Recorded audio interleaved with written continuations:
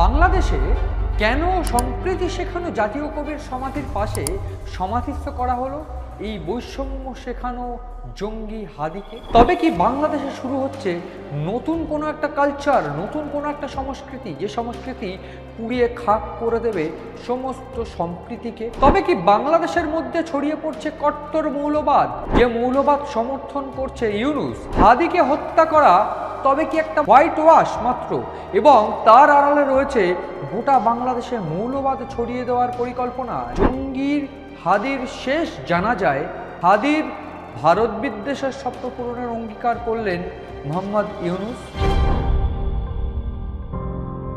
নমস্কার, আপনারা দেখছেন ইনসাইট, আর আমি আপনাদের সঙ্গে রয়েছি মণি ভট্টাচার্য। শরীফ ওসমান হাদি এই নামটি এই মুহূর্তে দাঁড়িয়ে রাষ্ট্রপুঞ্জ থেকে শুরু করে গোটা আন্তর্জাতিক মহলে বিখ্যাত। কেন এই নামটি বিখ্যাত সেটা বলার অপেক্ষা রাখে না, তার কারণ ইনকিলাব মঞ্চ, সেই মঞ্চের যে মুখপত্র, এই শরীফ ওসমান হাদি একজন চরম ভারত বিদ্বেষী ব্যক্তি হিসাবে পরিচিত হয়ে উঠছিলেন, এবং তার আকস্মিক মৃত্যুতে, দুষ্কৃতীদের ছোড়া গুলিতে তিনি একেবারে হাসপাতালে ভর্তি হন, চরম আহত হন, এবং এরপর সিঙ্গাপুরে তার মৃত্যু হয়। সিঙ্গাপুরে তার মৃত্যুর পর চরম চাঞ্চল্য ছড়িয়েছে গোটা বাংলাদেশ জুড়ে। আমরা দেখেছি এই কয়েকদিন ধরে বাংলাদেশে যে চরম উত্তাল হয়ে ওঠে পরিস্থিতি, সেখানে সংবাদপত্র অফিস ভাঙচুর থেকে শুরু করে, সাধারণ মানুষ হত্যা করা থেকে শুরু করে, আওয়ামী লীগের অফিস ভাঙচুর থেকে শুরু করে, একেবারে চিরাচরিত অভ্যেসে বাংলাদেশ উত্তপ্ত হয়ে উঠেছে মৌলবাদের ভিড়ে।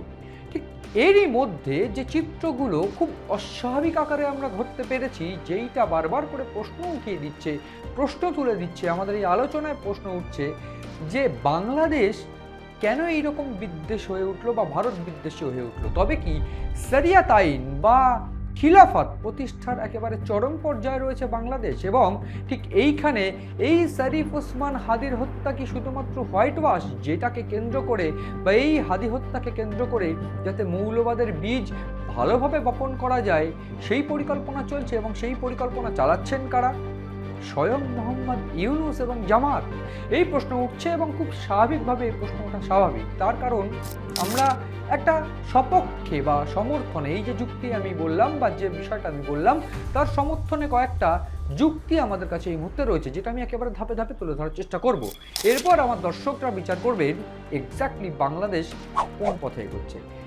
বাংলাদেশে এই যে শরীফ ওসমান হাদি, তার ভূমিকা কতটুকু, এই বাংলাদেশকে একত্রিত করতে তার ভূমিকা কত, প্রশ্ন উঠবে। তার কারণ আমরা দেখেছি এই শেখ হাসিনার পতনের পর থেকে বাংলাদেশ জুড়ে যে চরম অরাজকর পরিস্থিতি তৈরি হয়েছে, সেই অরাজকর পরিস্থিতির একেবারে মূল সিংহভাগ দায়িত্বেই রয়েছে এই এনসিপি বা ছাত্র নেতারা। তারা এক প্রকার চরম বিপ্লব ডেকে এনেছে, চরম বিপ্লব ডেকে এনে শেখ হাসিনাকে সরিয়ে দিয়েছে। আদতে তারপর বাংলাদেশ কতটা শান্ত, কতটা সুরক্ষিত হতে পেরেছে, এই প্রশ্নটা উঠছে। তার কারণ বাংলাদেশের বর্তমান পরিস্থিতি শেখ হাসিনা আমলকে যে দোষ দেওয়া হয় তার থেকেও তো খারাপ। তবে সেক্ষেত্রে বাংলাদেশে পরিবর্তন ঘটল কি? এবং ঠিক এই প্রশ্ন যখন উঠছে, ঠিক তখনই এই শরীফ ওসমান হাদি বা এই হাসনাত আবদুল্লাহ, সার্জিস আলম বা নাহিদ ইসলামদের প্রশ্ন উঠছে, তাদের দিকে প্রশ্ন উঠে যাচ্ছে যে তারা এই যে স্বাধীন বাংলাদেশ তৈরি করার চেষ্টা করলো, সেইখানে কতটুকু তারা সফল। এবং এই সফলতার প্রশ্ন যখন উঠছে, শরীফ ওসমান হাদি বিখ্যাত হয়ে উঠেছিলেন তার কারণ ইনকিলাব মঞ্চ তিনি গড়ে তোলেন, এবং এনসিপি যখন রাজনৈতিক পার্টি ফর্ম করছে, তার পাশাপাশি এই ইনকিলাব মঞ্চ গড়ে তুলে এই বৈষম্য বিরোধী আন্দোলনকারীদের অন্যতম নেতা এবং ইনকিলাব মঞ্চের মুখপাত্র এই শরীফ ওসমান হাদি চরম পর্যায়ে ভারত বিদ্বেষ শুরু করে। এবং শুধু ভারত বিদ্বেষ নয়, ভারতকে কটূক্তি, গালিগালাজ এবং ভারতের বিরুদ্ধে সমস্ত রকম ষড়যন্ত্রতে লিপ্ত থাকে এই শরীফ ওসমান হাদি। এবং শুরুতে আমি যেটা বলছিলাম, জঙ্গি মনস্ক কার্যকলাপ, এবং এই জঙ্গি মনস্ক কার্যকলাপের জন্যই হয়তো তার এই পরিণতি আজকে। এই কথাটা বলতে বাধ্য হচ্ছি, তার কারণ বারবার করে আমরা যে তথ্যগুলো ঘাটছিলাম, তথ্যগুলো ঘেটে যে চিত্র উঠে আসছিল, যে শরীফ ওসমান হাদি চরম ভারত বিদ্বেষী হওয়ার দরুন গোটা বাংলাদেশ জুড়ে একটা চরম প্রফুল্লতা পায়, এবং এই যে পপুলারিটি বা একটা নাম, ফেম তিনি পেয়ে যান, ঠিক সেইখান থেকে ভারত বিদ্বেষ চরম পর্যায়ে তিনি দেখাতে থাকেন। এবং এই পর্যায়ে, চরম পর্যায়ে ভারত বিদ্বেষ দেখাতে গিয়ে তিনি ভুলে যান যে বৈষম্য ছড়িয়ে দিচ্ছেন গোটা দেশে। ঠিক সেই জন্যেই আমি প্রথমে বলছিলাম যে কেন এই কাজী নজরুল ইসলাম, যিনি কিনা চরম পর্যায়ে সম্প্রীতি ছড়িয়ে দিয়েছিলেন গোটা ভারতবর্ষ বাংলাদেশ জুড়ে বাঙালিদের মধ্যে।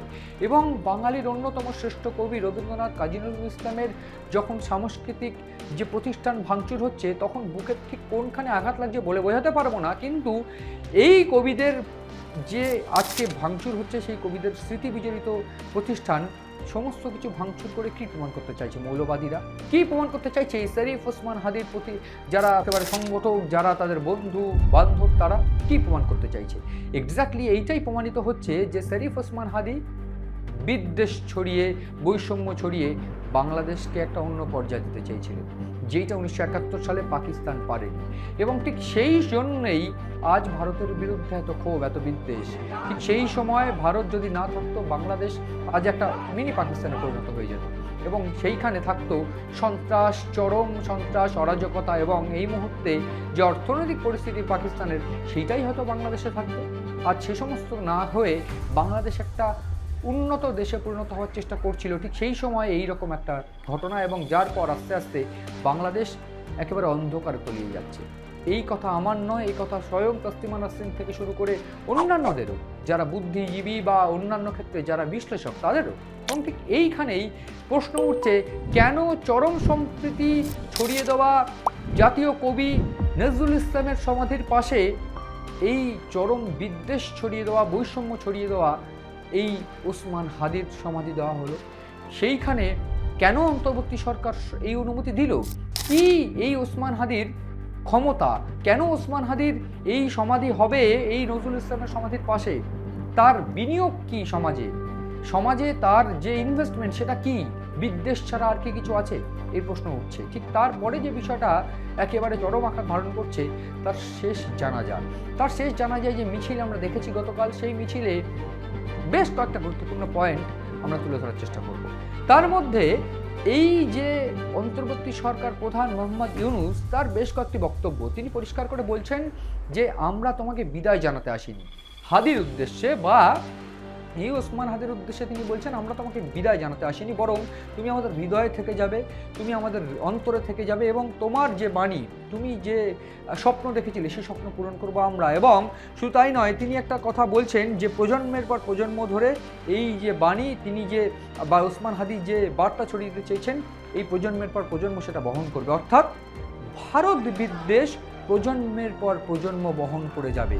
এবং এই ভারত বিদ্বেষ চায় তারাই যারা 1971 সালে বাংলাদেশ তাদের গ্রিপে নিতে পারেনি। সেই সময় ভারত এই বাংলাদেশের পাশে দাঁড়িয়ে বাংলাদেশকে স্বাধীন করেছিল, এবং ঠিক সেই কারণে বাংলাদেশ আরও একটা পাকিস্তান তৈরি হয়নি। এবং ঠিক তারাই চাইবে ভারত বিদ্বেষ এত বছর পর, কারণ সেই সময় তাদের স্বার্থ সিদ্ধি হয়নি। এই মুহূর্তে দাঁড়িয়ে গোটা বাংলাদেশে এই চরম অরাজকতা, খিলাফত বা শরিয়াত আইন তৈরি হওয়ার বা শরিয়াত আইন লাগু হওয়ার যে প্লট, সেই প্লট সম্পূর্ণভাবে তৈরি। এবং ঠিক সেই কারণে বারবার করে বলতে বাধ্য হচ্ছি আমরা যে এই সংবাদ মাধ্যমের অফিস ভাঙচুর, সংবাদ মাধ্যমকে কণ্ঠরোধ করার চেষ্টা, সংখ্যালঘুদের উপর হামলা, সংখ্যালঘুদের বাড়ি ভাঙচুর, লুটতরাজ বা অন্যান্য ক্ষেত্রে এই রকম পৈশাচিক উল্লাস, সেই সমস্ত কিছু একটা খিলাফত আইন বা শরিয়াত আইন তৈরি হওয়ার একটা প্লট। এবং ঠিক সেই প্লটের একটা অংশ হাদিকে হত্যা করা, প্ল্যান মাফিক হাদিকে হত্যা করা হয়নি তো, এবং ঠিক সেই হাদিকে হত্যা করে দিয়ে যাতে সেই অজুহাতে গোটা বাংলাদেশের শরিয়াত আইন নির্বাচনের আগে প্রতিষ্ঠা করা যায়।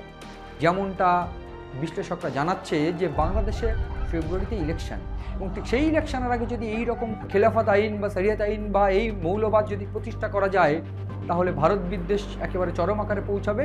এবং তার পাশাপাশি পৌঁছে যাবে এই শেখ হাসিনা বিরোধী যারা রয়েছে, বা বলা ভালো এই খিলাফত, এই জামাত ইসলাম, যারা কিনা মৌলবাদে বিশ্বাস করে, যারা বাংলাদেশকে আরও একটা পাকিস্তানে বানাতে চায়।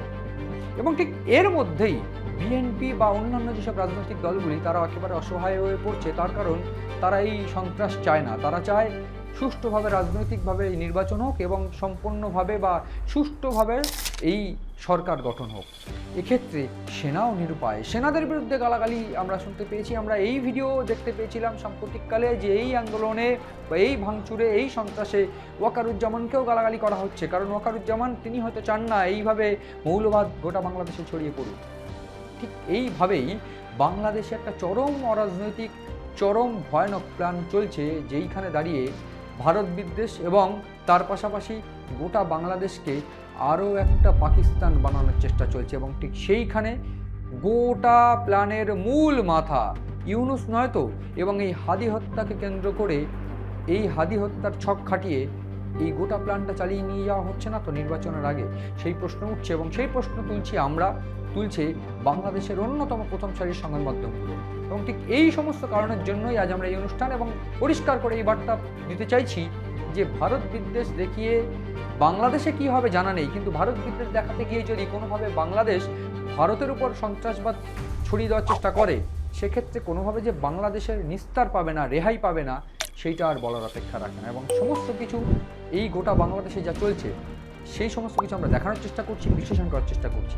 নজর রাখুন আমাদের এই অনুষ্ঠান ইনসাইটে এবং নজর রাখুন সিএন ডিজিটালের পাতায়।